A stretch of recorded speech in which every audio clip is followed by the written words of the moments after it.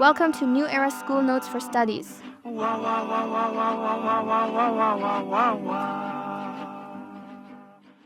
Welcome to The Explainer.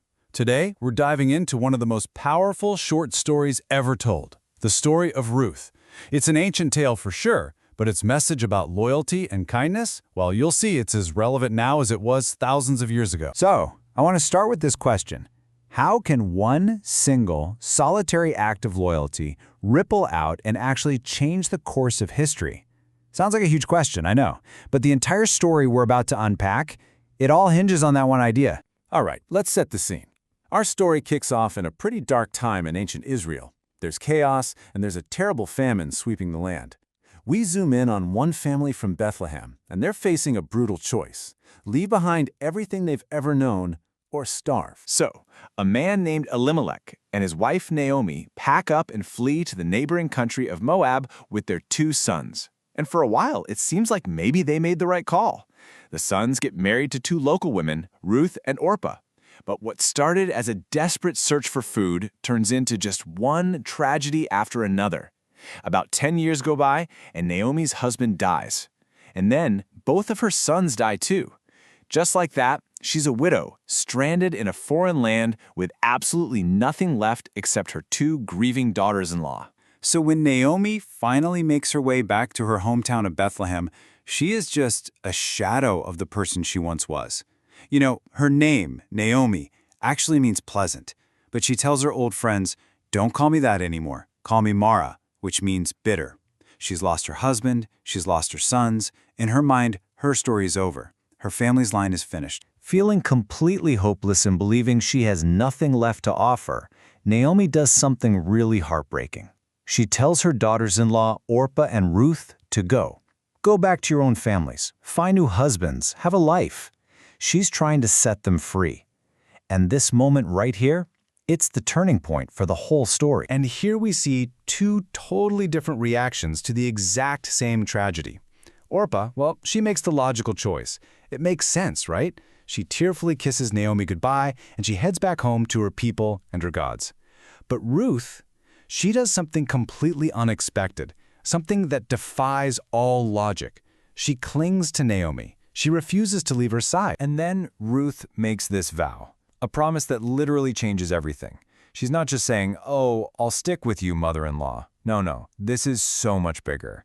She is turning her back on her country, her culture, and her entire religion to tie her own destiny to Naomi's. It's just this staggering act of loyalty to someone who thinks she has absolutely nothing left to give. So Naomi and Ruth arrive in Bethlehem with nothing, just each other. But it happens to be the beginning of the barley harvest, and to survive they need food. So Ruth knows what she has to do. She heads out to the fields to find work. Ruth's plan is to glean. This was an ancient custom, kind of a social safety net, where the poor were allowed to follow the harvesters and pick up any grain that was left behind. And as fate, or maybe something else, would have it, she ends up in a field belonging to a wealthy and well-respected man named Boaz, who just so happens to be a relative of Naomi's late husband. Now, Boaz has already heard about Ruth. He's heard about her incredible loyalty to Naomi, and he's seriously impressed. So he goes way beyond what the law required. He tells her she's welcome in his field. He orders his men not to harass her. He even tells her she can drink the water his own workers use. He shares his lunch with her. And then, get this, he secretly tells his workers to accidentally on purpose leave behind extra bundles of grain for her to find. His kindness to this foreigner, it was truly extraordinary. So that night, when Ruth gets home with a massive haul of grain and tells Naomi whose field she was in, it's like a light bulb goes off over Naomi's head. For the first time, she sees a way forward, not just surviving day to day, but a real future. And she cooks up a very bold and very, very risky plan. Okay, Naomi's plan is pretty shocking, especially for the time. She tells Ruth, "Wash up, put on perfume and your best clothes, go down to the threshing floor tonight, wait until Boaz has had his dinner and falls asleep, and then go over, uncover his feet, and lie down." In that culture, this was an unbelievably daring move. Ruth would be making herself completely vulnerable, putting her reputation and, frankly, her safety entirely in Boaz's hands. Just stop and think about the stakes here. Why was this so risky? Well, Ruth could have been shamed, accused of being immoral, and cast out of the community forever. And Boaz? His reputation as an honorable man could have been destroyed. Everything was riding on this one tense midnight meeting. So, in the middle of the night, Boaz wakes up with a start. And there's a woman at his feet. It's Ruth. She asks him to spread the corner of his garment over her, which was a culturally symbolic way of asking for marriage and protection. Boaz is deeply moved. He's honored by her proposal. But there's a catch, a big one.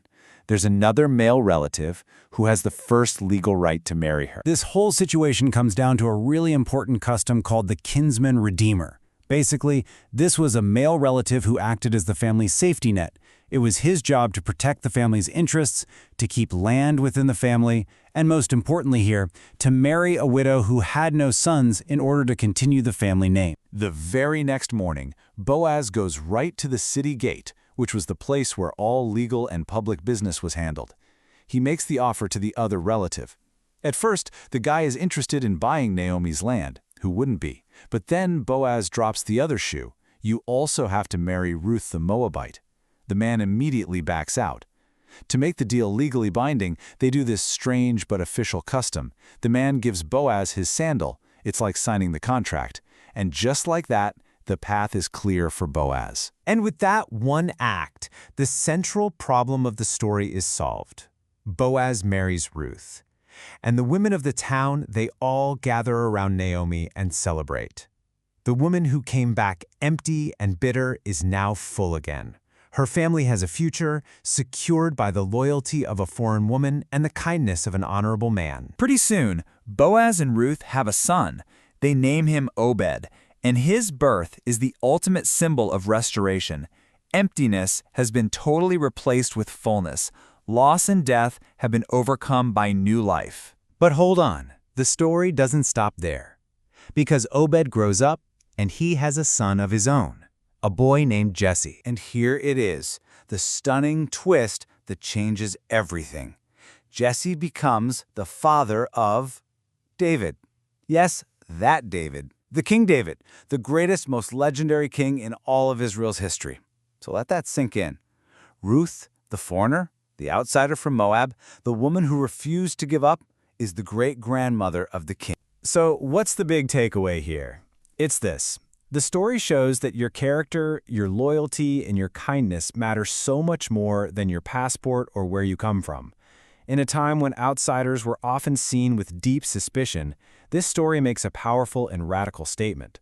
A foreigner, acting with integrity and love, can become a hero at the very center of a nation's story. And that leaves us with a question to think about. This ancient story isn't just a story, it's a challenge to us, right here, right now. Who are the outsiders in our own world today, in our own communities? And is it possible that their loyalty, their character, is the very thing that could shape a better future for all of us? Thank you for watching. Don't forget to subscribe and follow. We are also on Facebook and TikTok. Just scan the QR. This is Victoria signing out. Peace.